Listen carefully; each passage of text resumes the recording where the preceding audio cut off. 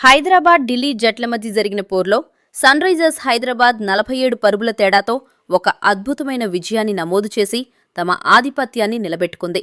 ఈ మ్యాచ్లో హైదరాబాద్ ఆటగాళ్లు ఆల్రౌండ్ ప్రదర్శనతో అదరగొట్టారు.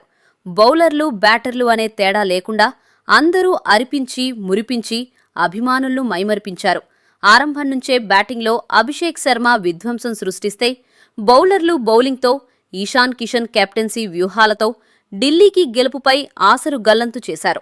ఇక మ్యాచ్ అనంతరం captain Ishan Kishan post match ప్రెజెంటేషన్లో మాట్లాడుతూ ఏమన్నాడంటే, ఈ మ్యాచ్లో ఆద్యంతం అభిషేక్ శర్మ ఆడిన తీరు, ఆ తర్వాత చివర్లో క్లాస్ అండ్ మ్యాచ్ను ఫినిష్ చేసిన విధానం చూశాక ఇలాంటి వికెట్ మీద బోర్డు పైన 200కు పైగా పరుగులు ఉన్నప్పుడు కెప్టెన్గా మాట్లాడటానికి పెద్దగా ఏమీ మిగలదు.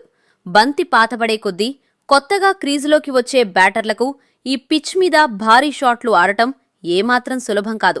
అయినా సరే మా కుర్రాళ్లు అదరగొట్టారు. ఈ క్రెడిట్ మొత్తం ఖచ్చితంగా అభిషేక్ శర్మకే దక్కుతుందని నేను భావిస్తున్నాను. అతడాడే షాట్లు, అతడి హిట్టింగ్ పవర్ చూసి సొంత జట్లో ఉన్నవాళ్లే షాక్ అవుతారు.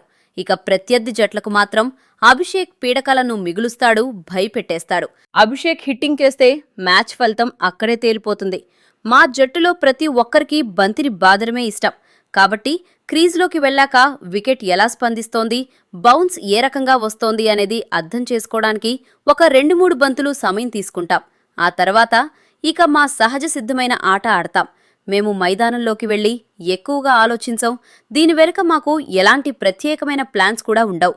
బంతిని చూడటం, మా స్టైల్లో ఆడేయడం, అంతే. ఇక హర్ష్ దూబేను చివర్లో ఎందుకు బౌలింగ్కు దించాను అని అడుగుతున్నారు. నా ఆలోచన ఒక్కటే, బంతులకు, చెయ్యాల్సిన పరుగులకు మధ్య అంతరాన్ని వీలైనంత పెంచాలనుకున్నాను. అందుకే అతడికి చివర్లో బౌలింగ్ ఇచ్చాను. నేను హర్ష్ దూబే దగ్గరికి వెళ్లి, నువ్వు ఈ మ్యాచ్లో అత్యంత కీలకమైన ఓవర్లు వేయబోతున్నావు అని చెప్పాను. అతడు డెత్ ఓవర్లలో ఎలా అద్భుతం చేశాడో చూశాం. ఇక డ్రెస్సింగ్ రూంలో కెప్టెన్గా నేను ఎక్కువగా మాట్లాడతానా అని అడిగితే అస్సల్లేదు. వెళ్లి ఆటను ఎంజాయ్ చేయండి అని మాత్రమే నేను వాళ్లకు చెబుతాను అని ఇషాన్ ముగించారు.